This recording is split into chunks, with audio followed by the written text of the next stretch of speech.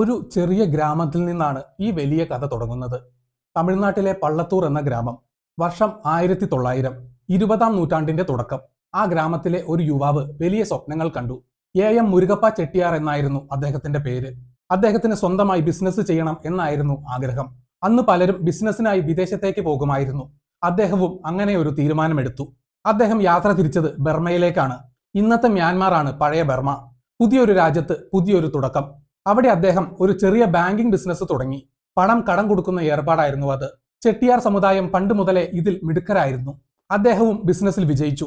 അദ്ദേഹം സത്യസന്ധമായാണ് ബിസിനസ് നടത്തിയത്. ആളുകൾക്ക് അദ്ദേഹത്തെ വലിയ വിശ്വാസമായിരുന്നു. ബിസിനസ് വളരെ വേഗം വളർന്നു. അദ്ദേഹം മറ്റു രാജ്യങ്ങളിലേക്കും ബിസിനസ് വ്യാപിപ്പിച്ചു. മലേഷ്യ, ശ്രീലങ്ക, ഇന്തോനേഷ്യ തുടങ്ങിയ രാജ്യങ്ങളിൽ അദ്ദേഹം എത്തി.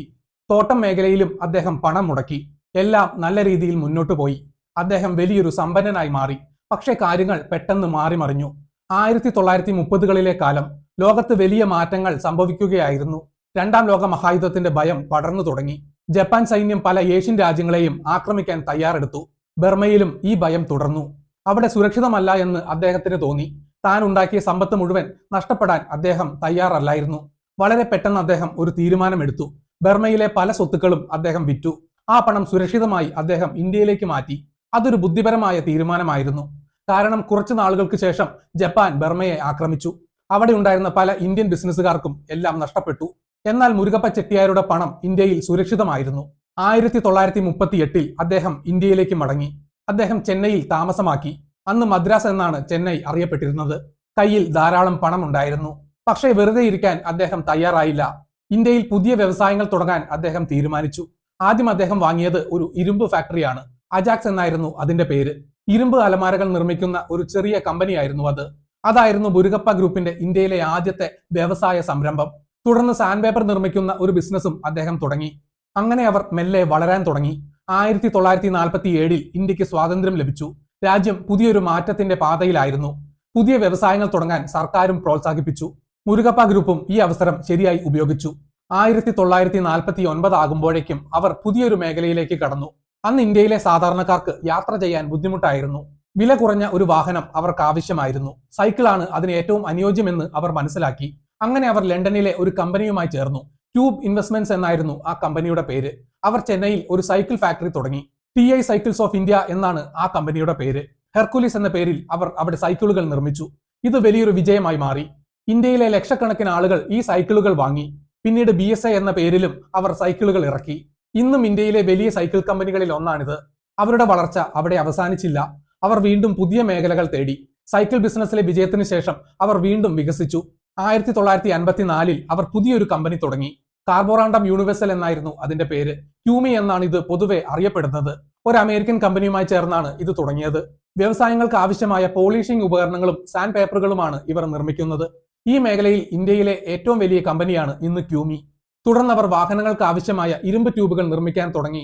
ട്യൂബ് ഇൻവെസ്റ്റ്മെന്റ്സ് ഓഫ് ഇന്ത്യ എന്ന പേരിലാണ് ഇത് പ്രവർത്തിക്കുന്നത്. ഇന്ന് ഇന്ത്യയിലെ മിക്കവാറും എല്ലാ വാഹനങ്ങളിലും ഇവരുടെ ഉൽപ്പന്നങ്ങൾ കാണാം. ഇരുമ്പ് ചങ്ങലകൾ, കാറിന്റെ വാതിലുകൾ, ഇരിപ്പിടങ്ങൾ എന്നിവയെല്ലാം അവർ നിർമ്മിക്കുന്നുണ്ട്. മുരുകപ്പ ചെട്ടിയാർക്ക് ശേഷം അദ്ദേഹത്തിന്റെ മക്കൾ ബിസിനസ് ഏറ്റെടുത്തു. AM മുരുകപ്പൻ, AM Vellayan, AM Arunachalam എന്നിവരായിരുന്നു അവർ. ഇവർ 3 പേരും ചേർന്ന് ബിസിനസ് വളരെ വലുതാക്കി. കുടുംബാംഗങ്ങൾ തമ്മിൽ വലിയ സ്നേഹവും ഐക്യവും ഉണ്ടായിരുന്നു. ബിസിനസ്സിലെ തീരുമാനങ്ങൾ അവർ എപ്പോഴും ഒന്നിച്ചാണ് എടുത്തത്. ഈ ഐക്യം അവരുടെ വളർച്ചയ്ക്ക് വലിയൊരു കാരണമായി. 80കളിലെ കാലഘട്ടം മുരുകപ്പ ഗ്രൂപ്പിന് വളരെ പ്രധാനപ്പെട്ടതായിരുന്നു. അവർ പുതിയ മേഖലകളിലേക്ക് കടന്നു. ഇതിൽ ഏറ്റവും ശ്രദ്ധേയമായത് EID പാരി എന്ന കമ്പനിയെ വാങ്ങിയതാണ്. ഇന്ത്യയിലെ ഏറ്റവും പഴയ കമ്പനികളിൽ ഒന്നായിരുന്നു പാരി. 1788 തുടങ്ങിയ കമ്പനിയാണിത്. എന്നാൽ 1981 ആ കമ്പനി വലിയ സാമ്പത്തിക തകർച്ചയിലായിരുന്നു. അവർക്ക് വലിയ കടബാധ്യതകൾ ഉണ്ടായിരുന്നു. മുരുകപ്പ ഗ്രൂപ്പ് ഈ കമ്പനിയെ ഏറ്റെടുത്തു. അവർ അതിൽ പുതിയ മാറ്റങ്ങൾ കൊണ്ടുവന്നു. കാര്യക്ഷമമായ പ്രവർത്തനം വഴി അവർ കമ്പനിയെ രക്ഷപ്പെടുത്തി. പഞ്ചസാര നിർമ്മാണത്തിലായിരുന്നു പാരി പ്രധാനമായും ശ്രദ്ധിച്ചിരുന്നത്. കുറച്ചു കാലം കൊണ്ട് EID പാരി വീണ്ടും വലിയ ലാഭത്തിലായി. ഈ ഏറ്റെടുക്കൽ ഇന്ത്യയിലെ വലിയൊരു ബിസിനസ് വാർത്തയായിരുന്നു അക്കാലത്ത്. ഈ വിജയം അവർക്ക് വലിയ ആത്മവിശ്വാസം നൽകി.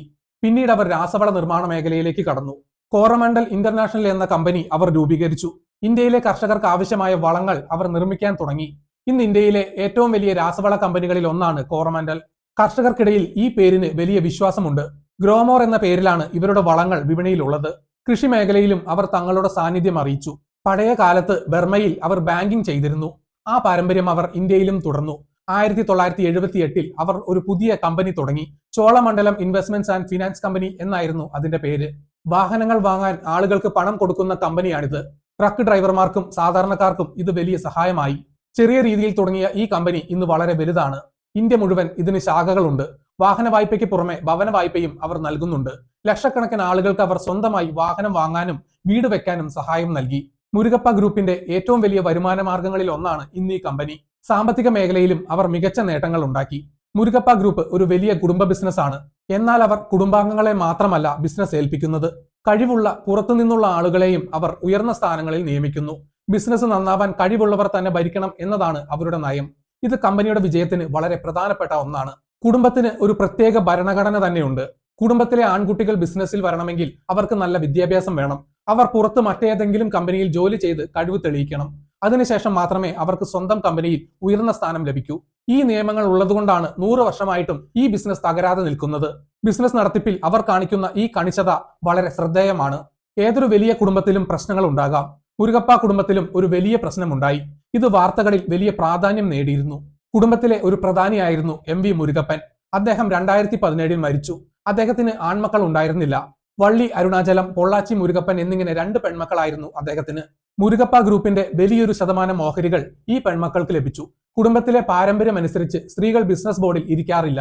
എന്നാൽ വള്ളി അരുണാചലം ബോർഡിൽ ഒരു സ്ഥാനം ആവശ്യപ്പെട്ടു.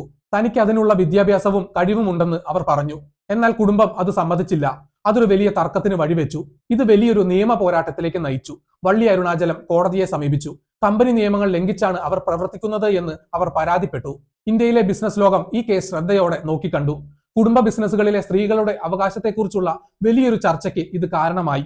പലരും ഇതിൽ പല അഭിപ്രായങ്ങളും പറഞ്ഞു. ഈ വിഷയം വർഷങ്ങളോളം നീണ്ടുനിന്നു. കുറെ വർഷങ്ങൾ ഈ പ്രശ്നം തുടർന്നു. ഒടുവിൽ 2023 അവർ ഒരു തീരുമാനത്തിലെത്തി.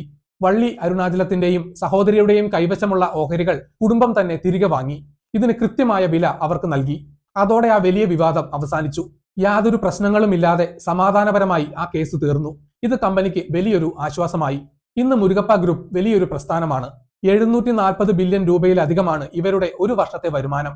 50,000-ത്തിലധികം ആളുകൾ ഈ കമ്പനികളിൽ ജോലി ചെയ്യുന്നുണ്ട്. അവരുടെ പല കമ്പനികളും ഷെയർ മാർക്കറ്റിൽ ലിസ്റ്റ് ചെയ്തിട്ടുണ്ട്.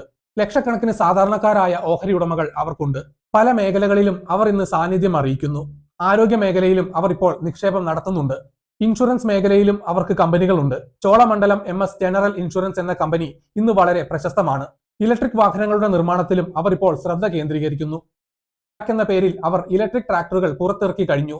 ഭാവിയിലെ മാറ്റങ്ങൾക്കനുസരിച്ച് വളരാൻ അവർ എപ്പോഴും തയ്യാറാണ്. പുതിയ ആശയങ്ങളെ അവർ എപ്പോഴും സ്വാഗതം ചെയ്യുന്നു. ബിസിനസ് മാത്രമല്ല മുരുകപ്പ ഗ്രൂപ്പ് ചെയ്യുന്നത്. വലിയ തോതിൽ അവർ സാമൂഹിക സേവനങ്ങളും ചെയ്യുന്നുണ്ട്. AMM ഫൗണ്ടേഷൻ എന്ന പേരിൽ അവർ ഒരു ട്രസ്റ്റ് നടത്തുന്നുണ്ട്. ഈ ട്രസ്റ്റ് വഴി അവർ ആശുപത്രികളും സ്കൂളുകളും നടത്തുന്നു. ചെന്നൈയിൽ അവർ നടത്തുന്ന സർ ഇവാൻ സ്റ്റെഡ്ഫോർഡ് ഹോസ്പിറ്റൽ വളരെ പ്രശസ്തമാണ്. പാവപ്പെട്ടവർക്ക് ഇവിടെ കുറഞ്ഞ ചിലവിൽ ചികിത്സ ലഭിക്കുന്നു. ഇത് സാധാരണക്കാർക്ക് വലിയൊരു സഹായമാണ്. പല സ്ഥലങ്ങളിലും അവർ സ്കൂളുകൾ നടത്തുന്നുണ്ട്.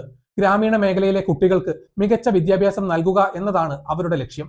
വെള്ളം സംരക്ഷിക്കാനും മരങ്ങൾ വെച്ചുപിടിപ്പിക്കാനും അവർ വലിയ ഫണ്ടുകൾ നൽകുന്നുണ്ട്. സമൂഹത്തിൽ നിന്ന് കിട്ടുന്ന ലാഭത്തിന്റെ ഒരു ഭാഗം സമൂഹത്തിന് തന്നെ തിരികെ നൽകണം എന്നാണ് അവരുടെ വിശ്വാസം. ഒരു ചെറിയ ഗ്രാമത്തിൽ നിന്ന് തുടങ്ങി ഇന്ത്യയിലെ ഏറ്റവും വലിയ വ്യവസായ ഗ്രൂപ്പായി മാറിയ കഥയാണ് മുരുകപ്പ ഗ്രൂപ്പിന്റേത്. ബുദ്ധിമുട്ടുകൾ വന്നപ്പോൾ തളരാതെ പുതിയ വഴികൾ കണ്ടെത്തിയതാണ് അവരുടെ വിജയം.